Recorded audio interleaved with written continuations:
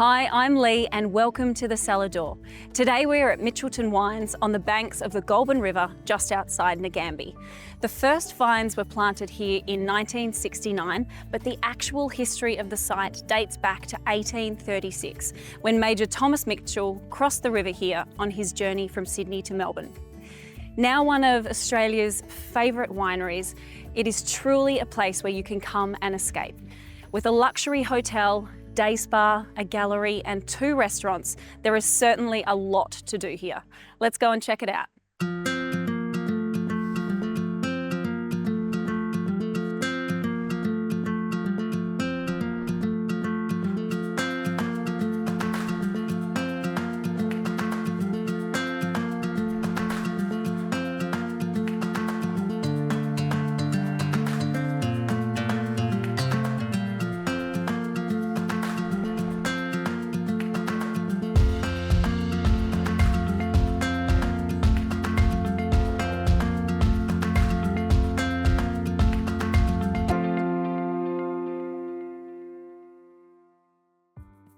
Under the shadow of Mitchelton's iconic tower, we're going to meet Natalie Cleghorn, the estate's talented winemaker.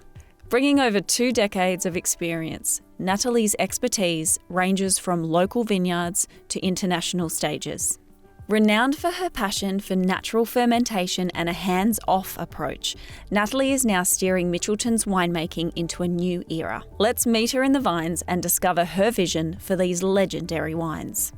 So yeah, Mitchelton, we're an estate block, or an estate vineyard, a beautiful place to come to work every day. It's gorgeous. You're on the banks here of the Goulburn River, is that right? We are, yeah. Wow. So we're surrounded almost sort of 3 out of 4 boundaries with the river, which gives us a unique climate, I guess, for our grapes to grow in. And so as you can see, they're really, really healthy and happy vines. And we're actually coming into vintage now. So That's exciting. Picking tomorrow, which is really exciting. So my first vintage here, and yeah, we'll kick off tomorrow morning with some sparkling base. Oh wow, fantastic. And so what do we look for when we're walking down amongst the vines at the moment? What are you looking for to choose what day you go into vintage? Yeah, so for me, it's a matter of coming out and tasting the fruit, looking at the balance of how the number of bunches per vine is going. And you said this is your first vintage here?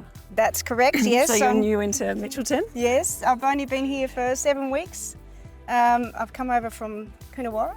Beautiful. So this is, it's a big move. One thing I love is working with historic brands, and that's been, I guess, a bit of an MO of mine with my previous jobs. So to come here and be able to be the next custodian of Mitchelton is pretty exciting. Oh, congratulations. Thank you. It's great.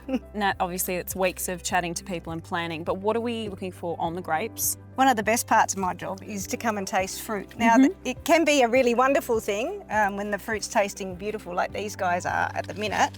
So this is some Riesling, and it's a big, beautiful bunch of Riesling. And what I'm going to do is when I taste fruit, thank you. I basically go along up and down the rows and I just taste the berries. And so what I'm looking for is the flavour reminiscent of the variety. So does it taste like Riesling? First and foremost, the picking decision's always made on taste. That's delicious. I mean, to me, it's so sweet. Yeah, it is. And what we're looking for, go again. Okay. Yeah, is just that balance. I really want what's reflected in the bottle to be what I'm tasting now. So this is going to go towards probably Blackwood Park Riesling. Okay. So, I want what I'm tasting, what we're tasting here today. When you try a bottle of Blackwood Park Riesling towards the end of the year, you'll be able to go, actually, that tastes like that in the vineyard. Yeah, for me, that's what it's about. I don't want to have too much influence. Every bottle of wine I like to be part of should reflect where we are and where it's come from. Mitchelton is coming into vintage, so let's find out what a day in Nat's shoes looks like. So tomorrow we're going to have a harvester hit the block around 6 a.m. They'll go along with a beautiful brand new selective harvester, and what the harvester does is gently beats the vines, if you like, to knock the fruit off. And so I'll come down and watch that process, and then we'll take those individual berries. Like basically we could knock them off into individual little berries, into bins. Yeah. So it's a really lovely, gentle process. We're starting with sparkling base tomorrow, so we want to be really gentle and just extract what we call free run juice. So that's the free running juice. That's Straight out. straight out. So the fruit goes into the press and whatever naturally comes out is what we're looking for. And that's generally really crisp and clean and vibrant. But picking decisions, for me, the most important decision of the year. Because once you take it off, you can't put it back on. That's it. So you mentioned you're starting off with sparkling. What other wines will kick into gear tomorrow? Yep, so this week we're gonna start with our sparkling. We've got some Pinot Grigio coming off on Wednesday, and then we'll probably go into some table Chardonnay to round out the week. If all goes well, we'll have a nice transition into our Shiraz and Cabernet, but we'll see. Hopefully Mother Nature's kind to us. Being new to the area, Nat, what are some of the wines that you're most excited to make? Other wine that really, I guess, piqued my interest to come here was the Print Shiraz. I'm a red wine maker by trade as such, and so the ability to work with a wine that has such a great reputation in Australia, a Jimmy Watson winner. Do you think we should head into the barrel house and see what you've got going on there? Definitely, let's go down and see what we can taste. Okay, great. Okay.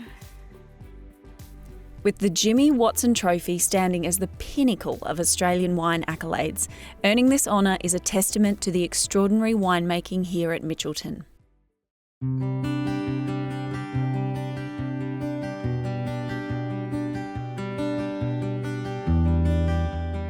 It's time to head underground with Natalie to the Mitchelton Wine Cellar. Here amidst rows of barrels full of aging wine, we're about to get a taste of something truly exceptional. We're going to sample Mitchelton's unreleased Print Shiraz straight from the source. It's a rare chance to savour this wine before it graces glasses worldwide. Here you go, Lee. Here's a glass of our Mitchelton Print Shiraz. And we're down here in Mitchelton's underground cellar. It's a beautiful place for the wines to come and mature and evolve and grow. So we can watch the process from out there in the vineyards all the way through to these beautiful big puncheons full of wine. This wine is really exciting for me. It's one of Australia's sort of best known, I guess, Shirazes. It's got a great heritage. It's, like I said before, it's one of Jimmy Watson. And for me, going forward, this wine will be the very best example of Shiraz from Mitchelton. So we'll only release it in the years that we think that, it's the very best of the best. Okay. To try and, showcase our beautiful old 1969 plantings. I believe there's 69 plantings out on the Crescent block. And so that's sort of, I'm hoping to celebrate those old vines in this wine. This wine will be going into bottle in a little while, and so hopefully we'll see it on the shelves in the next 3 or 4 years, and hopefully, who knows, we might win another Jimmy one day. That would be nice. All right, talk me through this. I like the Shiraz from this region because it's not super big and really, really sweet. Okay. You can smell there's some savouriness there. There's sort of more in that sort of black currant and dark sort of Satsuma plum rather than really jammy, and that for me is a Shiraz that's far more expressive. A food wine, so it's really yummy to have with a great meal. I mean, I think you're speaking to Dan a bit later. I'm sure he's got some wonderful recipes that would go beautifully with this Shiraz. Sometimes you make wines that are meant to live forever and outlast the winemaker, and so I'm hoping that going forward, this will be the one. Yeah. Oh, great! I have to have a try. Yum. It's peppery though as well. Yeah, so that's the thing with Shiraz, that pepper, that black pepper is what we're looking for. So, again, it's all about balance, like I was saying in the vineyard. With a wine like Shiraz, you want some fruit, but you also want that lovely little peppery finish just to clean everything up and have a nice clean finish at the end. Nat, thank you so much for talking to us today. I believe we are going to taste a couple of more wines with Kathy at the Cellar door. So I will leave you here and thank you. No worries, it's been my pleasure. Thanks for coming to Mitchelton. Coming up, join us as we indulge in a curated wine tasting at the Cellar door, followed by a culinary journey prepared by Mitchelton's head chef. Don't miss out on this flavoursome adventure. We'll see you right after the break. Welcome back to the Cellar door Australia. Today we're at the stunning Mitchelton estate, and it's finally time to explore their beautiful cellar door. Here we'll sample an array of exquisite wines that Mitchelton is famed for.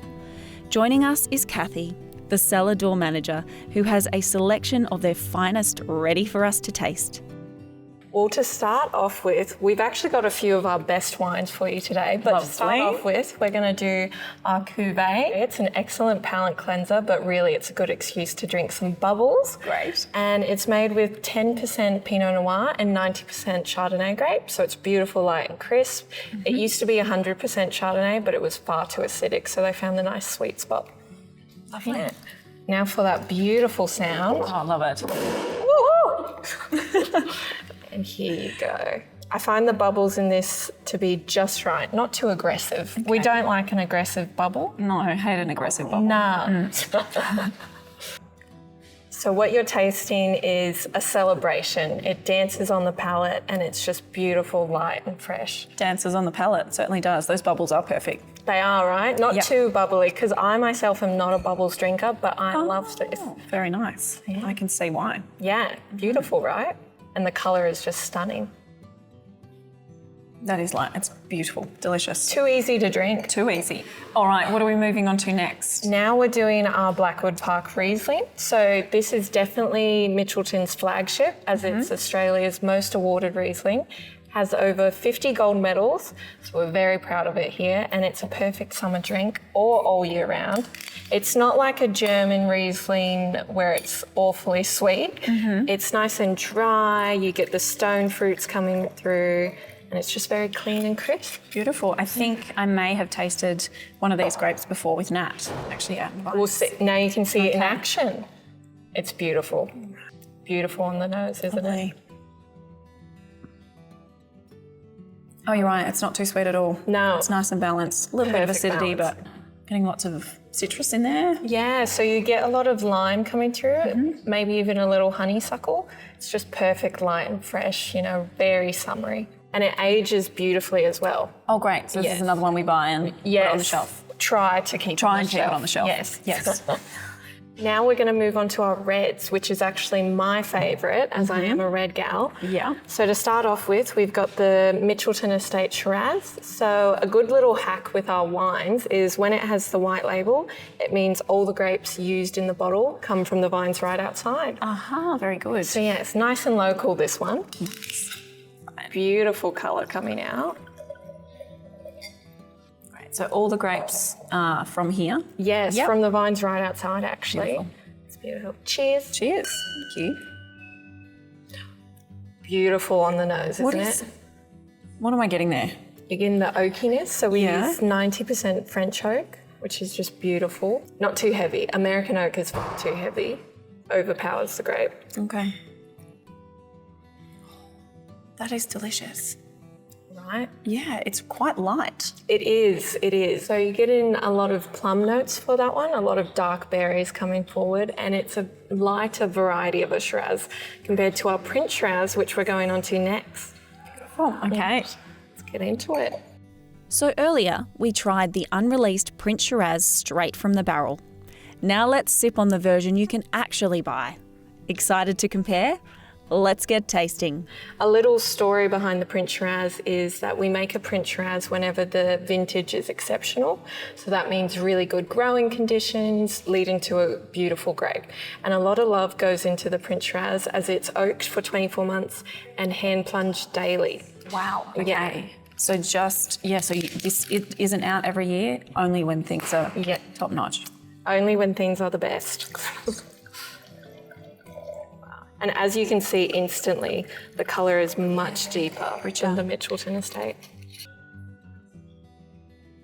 Okay, so that's quite a bit fuller. Yeah, much more intense. It's perfect, isn't it? Again, with the dark berries, just much more intense, much more, you can tell that the volcanic soil has really produced a beautiful grape.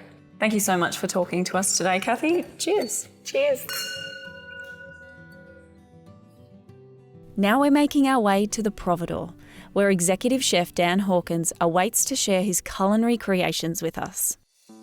Known for his dedication to local and sustainable practices, Dan brings the flavours of the Goulburn Valley to life. With a passion for foraging and a knack for crafting dishes that highlight a few key ingredients, his approach to food is both authentic and innovative.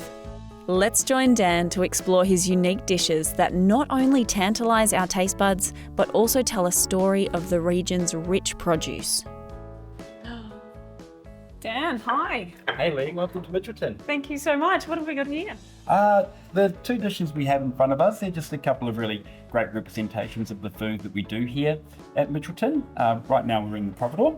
We've got a couple of dishes off the menu. At Mitchelton, with our food, we really like to use a lot of the Goulburn Valley. We're in the Goulburn, right in the heart of the food bowl of Victoria. So we like to really showcase those farmers, those growers, and those purveyors that do wonderful things around the area. One of those dishes is this one right here. This is Goulburn River trout with confit cherry tomatoes and sorrel. The other dish here on your right, that is a wild venison backstrap with woody and mushrooms and a potato rosti. Nice one. So do you work seasonally up here at your restaurants, making sure that you're using what's in season at the time? And yeah, very much so. Yeah, if we're not working within the seasons, then we're really not working with produce when it's at its prime.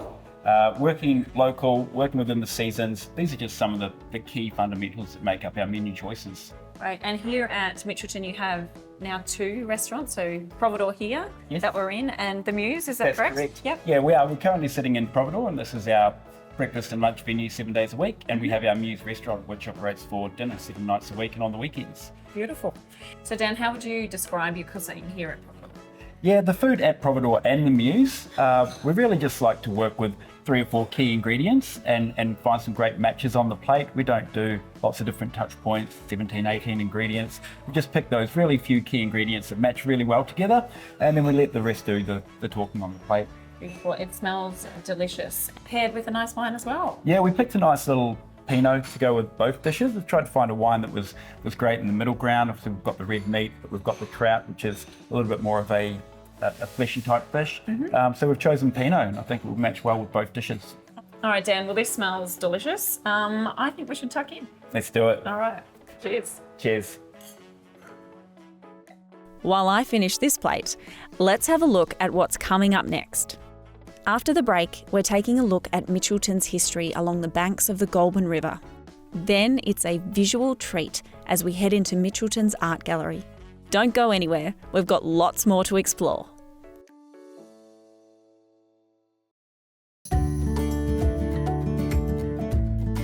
Welcome back to the Cellar, Australia.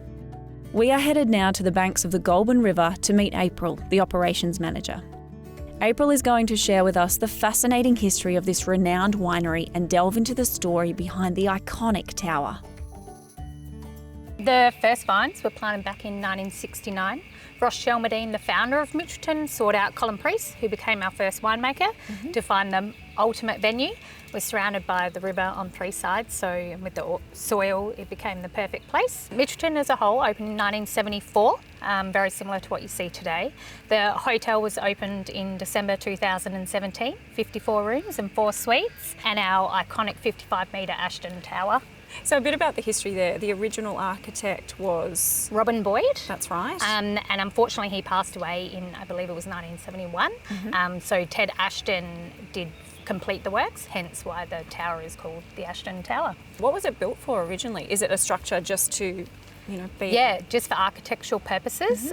He'd been overseas, Robin Boyd had, and seen something of similarity, and wanted to bring it out to Australia. A lot of people think it is a air control tower, but it is not. It's for architectural purposes only.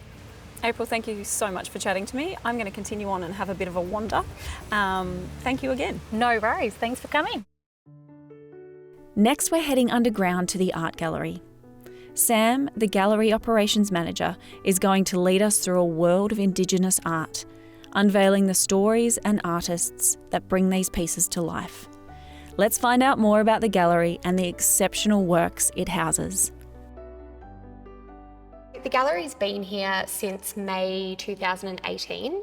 It was established by Jerry Ryan, the owner of Mitchelton, and Adam Knight, he's our gallery director. It houses some of the largest pieces ever created by individual artists, and it is the largest commercial Indigenous art gallery in the Southern Hemisphere. Wow. Yeah. It is very impressive. Thank you. So within this space, Sam, I'm assuming that not all one artist has done all of these pieces of work? No, so our collection's quite diverse. We showcase works from every major artistic region and community. It's something that we're quite proud of. Oh my goodness, it's fantastic. Can you tell me a little bit about the pieces? Is it one exhibition or? So the exhibition sort of rotates quite regularly, especially on the smaller inner walls, whereas the larger pieces around the outside tend to stay here. Right. So you not only get to work within the gallery, you get to work very closely with other First Nations people within the art space, is that right? Yeah, that's correct. It's a very, very special and unique thing to be a part of, and I feel quite blessed because we may not have the opportunity to work so closely with some of these artists in the future. So does that mean you're on the road a lot, like out in Indigenous communities, seeing the artists, meeting them, getting to know them? Yes, so I try to do about 3 or 4 buying trips a year, and that includes going to visit artists that work independently for themselves, but also visits to remote communities that have art centres. It's pretty amazing once you get out there. Incredible, yeah. Absolutely incredible.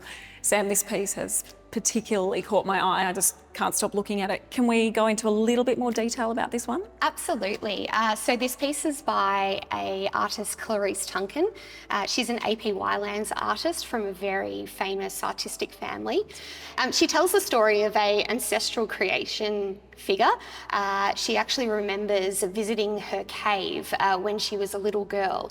So this painting tells the story of how her land was created by this figure. Beautiful. It's stunning. Thank you. It details all of the different landforms, all of the rock holes, the cave itself. It's quite detailed. It's just beautiful. It is. So this one is a part of our masterpiece series. We've got a collection of over 50 works that are 2.4 metres by 5 metres. These are some of the largest pieces that these artists have created, so it's quite unique in that sense. Okay, tell me about this one. So this is a piece by Charmaine Pooler. She's a utopian artist, so originally from the Utopia area, which is about 2 hours out of Alice Springs. So this one is about the women's ceremony that they perform for various reasons.